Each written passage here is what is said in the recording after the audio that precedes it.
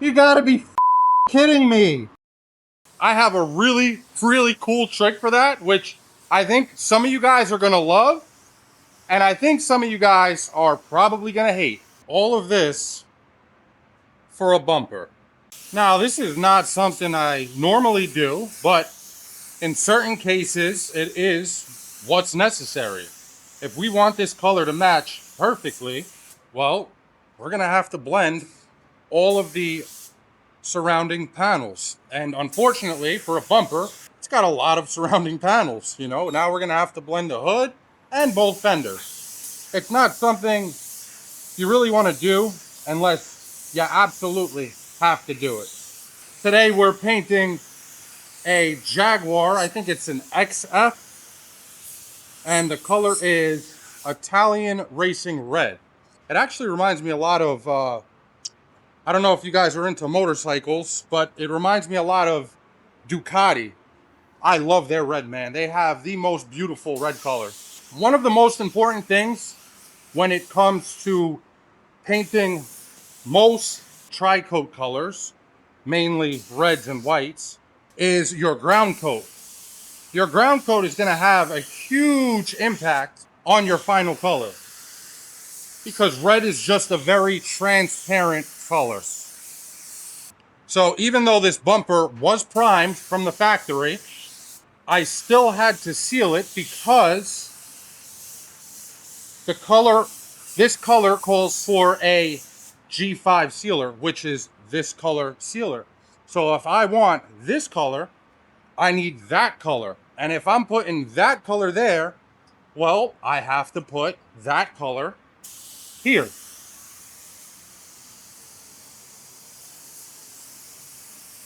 And when you do this, you want to try to keep that as tight as possible because the further you go with that, the harder your life is going to be. So usually they recommend about 8 inches. I'm not going 8 inches because I went about 4, and I'm pretty sure that'll do it.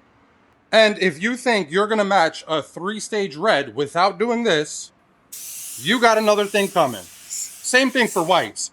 You always want to do a spray out card, but when you do tri-coats, the spray out card becomes a letdown panel. And I'll show you guys exactly what that means. And as a little celebration for the Apex officially being available for pre-order, you should definitely grab it if you want one, because if the pre-orders sell out, there will be a waiting period for the next restock.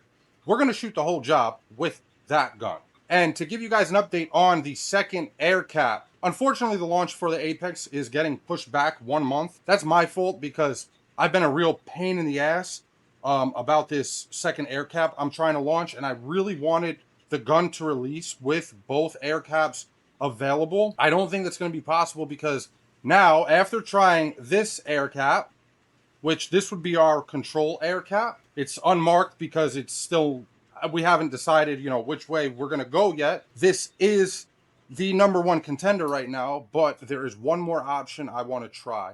So pending on when I get it, when I try it, it might or might not release with the gun, which is officially going to launch April 1st. Now, don't mind this. This is the original air cap, but this was kind of like how I'm testing this one. This was the original one that I tested, so that's why it's unmarked, just like this one. So this is the cap the gun's going to come with. This is our flow cap, and I'm going to make a video explaining the difference. But if you just look at the center holes, you see those 3 holes, and then look at these 3 holes. If you notice, the center holes are closer to the center, right? The 2 by the circle are closer on this one. And then the third one is further out than this one. And I'm going to release a video explaining the differences and the impact that they have on how the gun performs. Our control cap has longer air horns. This one's a little shorter. And then if we look at our air horn holes, you see on our flow cap, they're the same size, whereas on our control cap, the front is larger than the rear. And I'll break down exactly why everything is the way it is once I'm certain that's the cap we're going to go with. But for now, this is the cap we're going to throw our base on. Before we can throw our base on, we're going to want to throw a wet bed on our blend panels. And the reason for this is because your tri-coats are very similar to metallics in the sense that they need to lay extremely uniform in order for your color to lay uniform, right? So if we don't have an even surface and we put our color down and then we put our top layer down, that top layer is going to instantly highlight any inconsistencies that we might have. So the best way to avoid having any of those inconsistencies is by dropping a wet bed. And before our wet bed flashes off, I want to start putting color on just a little past our sealer edge, at least on the fenders. On the hood, obviously, it's not going to matter too much because I have all of that room to play with. So, but mainly on the fenders, you definitely, in this case, would want to keep it tight because however far you go with your base color, obviously, you're going to have to go further with your top coat. And you don't want to end up going too far because if you go too far, you're going to mess up the match. And it doesn't take much of your top coat to completely change the color. I mean, look at how pink our color looks right now. To think that that's going to turn into that, it's kind of crazy. Now, this is something I cannot stress enough.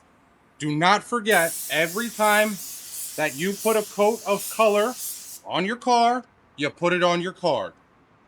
Because as I mentioned, these reds can be very transparent, so the number of base coats that you put on matter.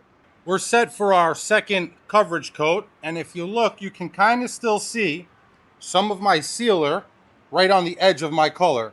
So on this coat, I want to make sure I handle all of that.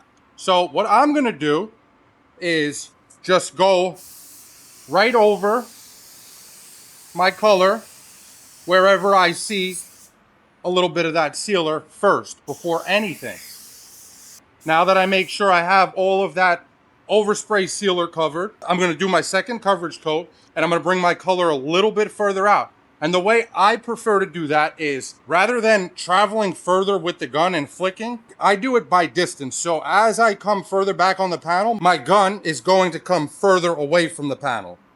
So I do it like this. And I'm trying to show it on camera, but it's kind of hard to do. So you see, as I come back, my gun's coming further away from the panel. That's how I prefer to do all of my blends. So just like that, and you can see we got a little bit color back here. So I really don't want to go further than that. I'll just show you guys the fenders. Because as I mentioned before, the hood, I got a football field to blend in. So I'm not worried about the hood at all.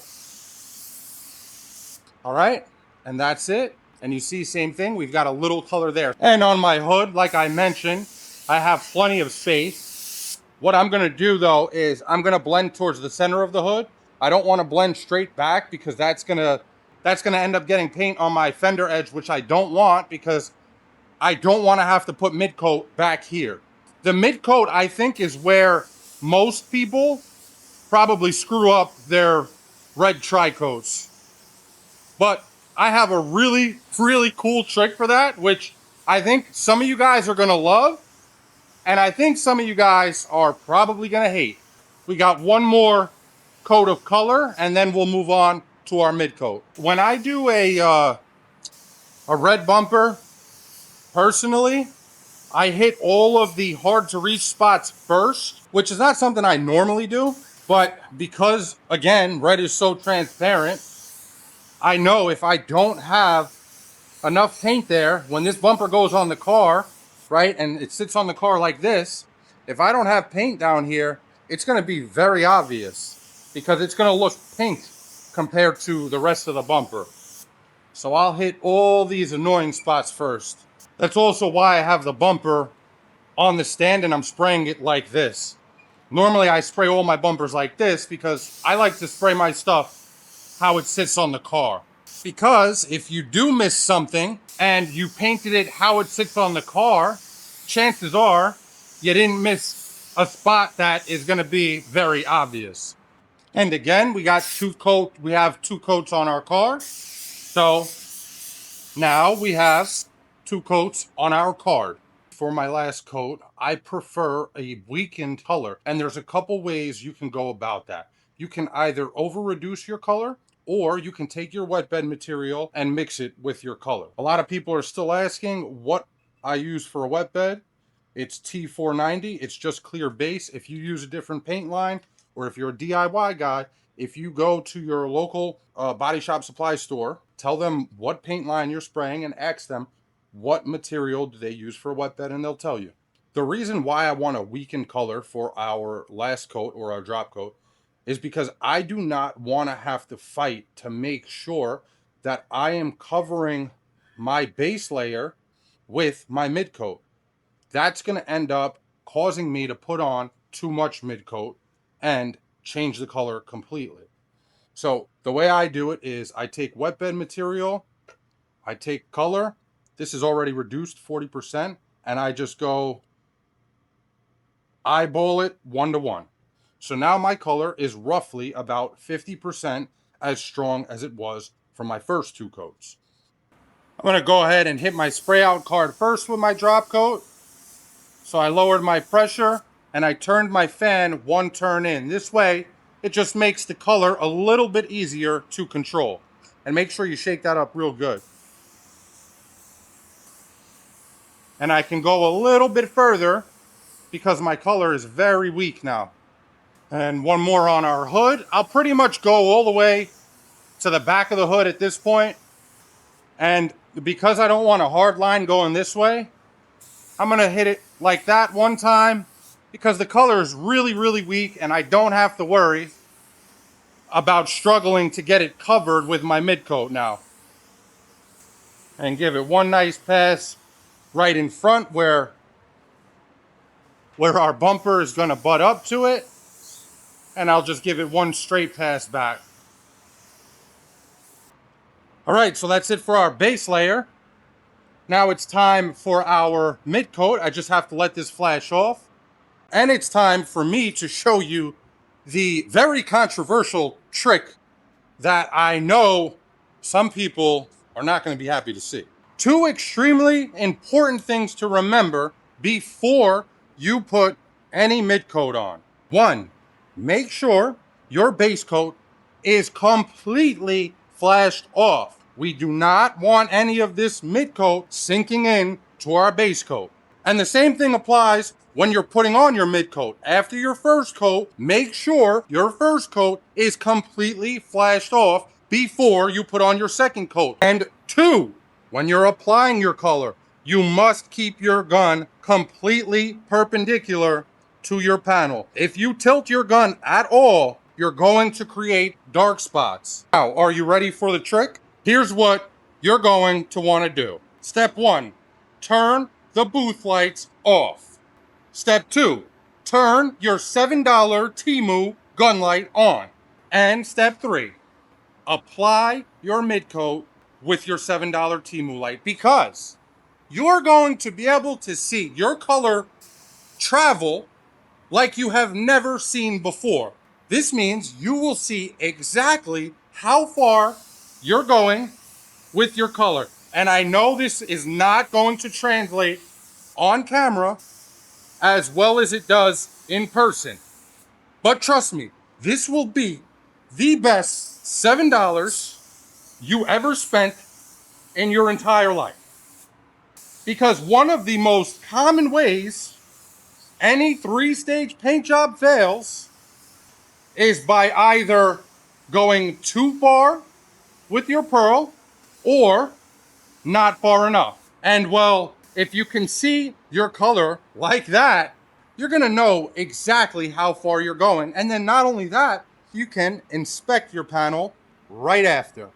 When I tell you guys this was the best $7 I ever spent in my entire life, I'm not exaggerating at all. This little light has come in handy in more ways than I could even freaking try to begin to tell you guys, which is why you need to just grab one for yourself and find out. And the reason why I know this is going to be controversial is because I've seen the guys who use lights on their guns get a lot of hate on the internet. And I'm sure this is going to be no different. But to be quite honest, I don't give a shit. Because if this wasn't as useful as it is, I wouldn't be here showing it to you on video. Now, before we put our second coat on, what we do is cover half of our spray out card with another spray out card, and we'll put our second coat of our mid coat on our card. Now, essentially what you have is a card with two different layers of your mid coat on them. So you're going to be able to take this, put it up against your car, and see exactly how your mid coat is affecting your color. You might not be able to see it on camera, but from right here I can tell our bottom, or technically this is the top of the card because it has the holes, is darker than this side of the card. So this is going to tell us exactly what more coats does to our color. All right, Temu light on, ready to put our second coat of pearl. Making sure we bring it just a touch further than we brought our base layer.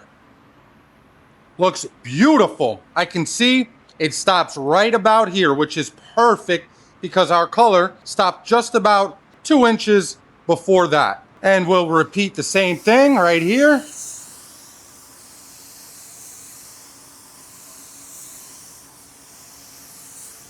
And same thing on our hood. First, I'm going to bring it towards the edge of my fender. This way I know I don't have to worry about that anymore. Then I'll go towards the middle. I'll do the same thing here, bring it towards the edge of my fender first, and then I'll come towards the middle. This looks like I can probably bring my pearl back a little further, which I would never see if the booth lights were not off and I didn't have my $7 Temu light. Now we look perfect. Before you clear it, you need to let this mid coat completely flash off. You don't want your clear to start dragging the pearls all over the panel. And we are going to check our spray out card also before we put any clear on. And I kind of checked it briefly already. And then on the top where we have the two coats, looks like it's going to be perfect because the bottom is definitely too light. But I'll throw a little bit of clear on this thing and we'll check it out. And I'm going to swap this thing over from our control cap to our flow cap, which this is the cap that comes with the gun. And it lays clear. You're going to see. All right, I threw a quick coat of clear on our card. And to me, we have a bang-on match. I like how it looks a lot. I mean, look at that 50-50 shot. Not going to get it much better than that. I have my Omni MC161 unreduced.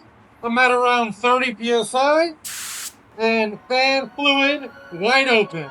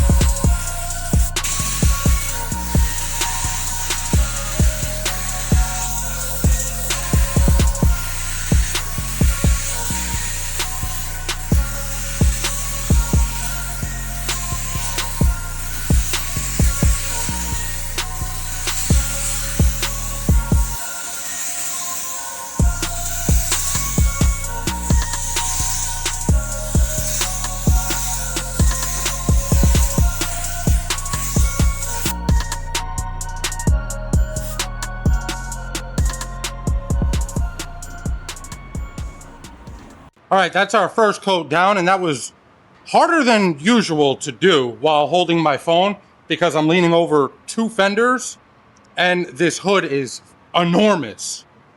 So I'm gonna set it up on the stand this time, and we're laying it on our second coat, same pressure, and this time I'm gonna have my fan 1 full turn in. So here's our fan 1 turn in. Oh man, I could barely reach, and I'm not sure. So if it's hard for me to reach, you know this thing is huge. No! No! No! You gotta be fucking kidding me. Oh man, I hope we're gonna be okay. Fuck! This is the biggest hood I ever painted in my life. Oh, that just got me so mad. I didn't touch it while I was holding my phone, but while I'm not, I touch it. All right, well, let's see if we messed up the color or not.